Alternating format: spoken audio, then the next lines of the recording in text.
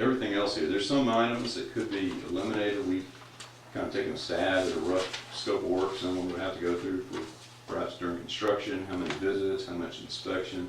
Some of those things could be done more by, yourselves or someone else. So there's some, this is an estimated design fee. And mainly, I want to see your project be a success. And it doesn't really matter to me if it's Freeze Nichols doing it, I'd love to do it. But I understand this is a big number. There's a lot of sticker shock here. Can be fine-tuned. Main thing I wanted to find out is the project even feasible, and also give you an understanding of this wasn't just a big giant number we threw at you. There is backup to all this, and these are. For the audience and whatever, if you can say the total number out loud. Yeah, the total number we have listed here is $126,689. And this is, again, a estimated design fee. There's, I think, detailed scope that have to get worked out that could change that number, most likely down. I know here, on all of the projects, of course, we have a lot of local people that I'm sure would love to do some bidding, surveying work, grading, concrete work, whatever. And of course, we would also like to see as many local people as possible get involved with this project. Keep as much money at home as possible, in other words. And so, yeah, we'd probably want to discuss and go over all of these line items with you at such time as we get ready to move forward.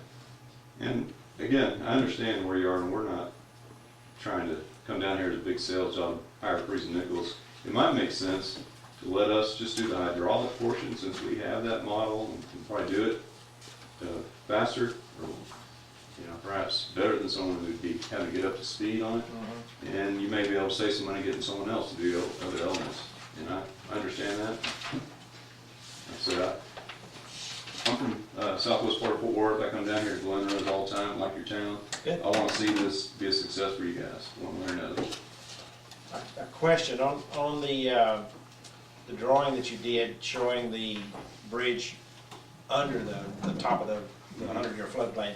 Approximately how far down into the floodplain is that? I believe it's around 10 feet. Do you remember, Peter? I think to the top of the rail is about 10 feet. So, Okay. yeah, just Well, that was a 3.5-foot rail, so I was looking at 7, 8 foot to the top of the bridge, but I guess to the bottom it's going to be 9 or 10 feet. I guess I was thinking it's about 10 feet from the top of the deck, not the top of the rail. But you may remember better than I do. I don't remember the exact elevation. Well, I didn't know if this was the scale or not. It is roughly the scale. It's designed such that it'll have to be within the floodplain to be feasible. Before, I think the estimates that you ran on raising it up above when it was 500 feet long and that kind of thing was around $700,000, $800,000. That's right. Was the estimate. Is that right, Peter? yeah, that's right, that's right. And so now we're looking at something around a little over $300,000 as a construction estimate. Big difference. Yeah, the key thing was making it work with it being in the floodplain. Usually you just try to avoid the floodplain with the bridge, but in this case.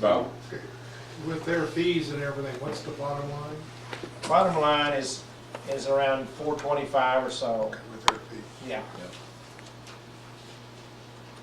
And that's with their fee total. And as John just mentioned, there might be a possibility of they doing the hydraulics and other people might do some of the other parts. I know we have local surveyors and that kind of thing that I'm sure would love to do work here in Glenrose and keep our money here too. Do you see anything in the design that we could change or modify our requests that would get us more towards a $300,000 bridge rather than a $400,000 bridge, or have we conceived of the most optimal priced bridge that we could conceive of? The railing we put in there is $50,000 is a lot for railing. Yeah. You can always look for ways to make it as simple and least expensive as possible. I mean, I think railing is one thing you could also, it might be a trade-off with aesthetics too. Yeah. Another thing is, if you just make this bridge as simple build as you can, that's the best way to save money. And the railing that's been designed for this concept is designed so that if we have a log coming down into floodwaters, that it's gonna break away, something that would be replaced. It would get beat up. It get beat up, but it will not. It would not, okay, We'll have to repair it, but Yeah. yeah. Could you just design a breakaway? probably.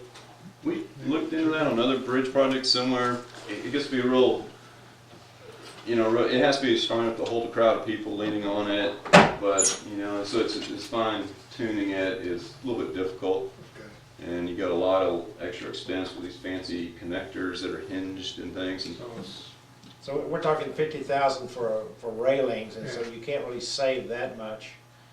If you try to get a breakaway railing, it's gonna cost you just about the same.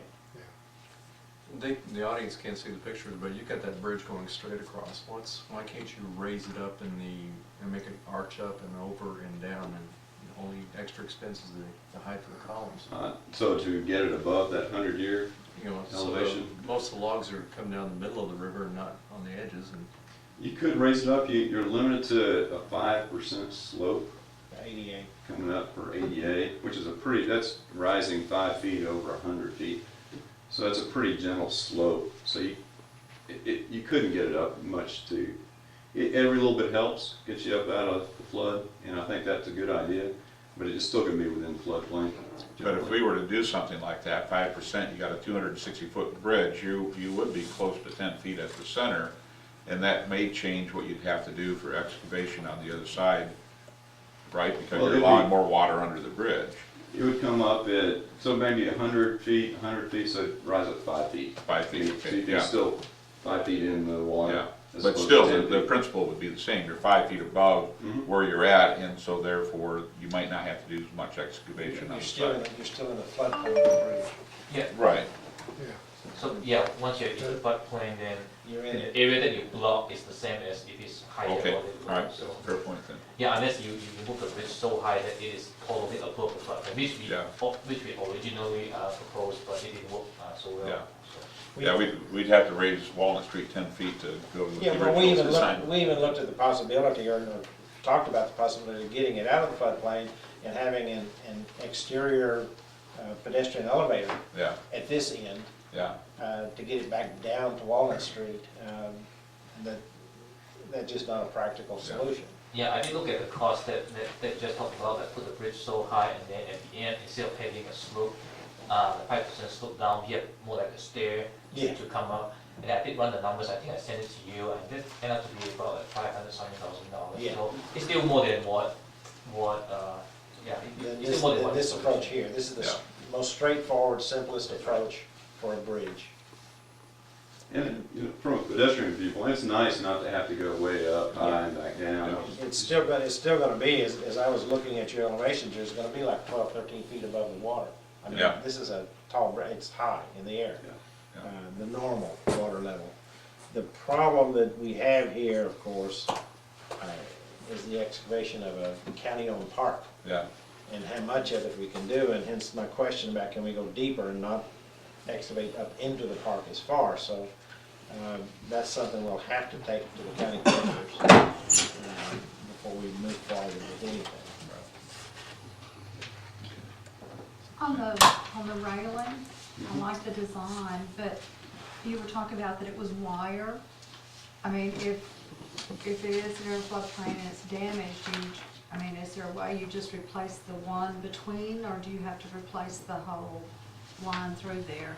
I mean, I can't tell by looking at this. Yeah, generally those cables run for a long way, and if they got snapped or broken, then you have to replace the whole thing. Okay. So you're looking at maybe once every 50 years or so having to go fix your railing out there. That is a negative drawback here. Well, that's Yeah. why I just wanted to. And it doesn't have to be the case, it could be pickets. Right, So- right.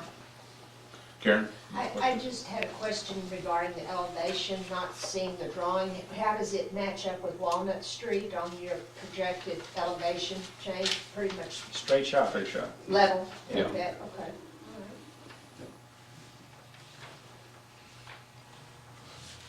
Maybe, All right, it- Peter. okay. No, Really appreciate your presentation on this. It's a very good presentation. like I said, we're gonna have to go and talk to the county commissioners. And I assume that I'll have that responsibility. And, we've been emailing back and forth, and so I'll let you know, of course, the results of whatever I talk to them about and get their reaction on being able to do that.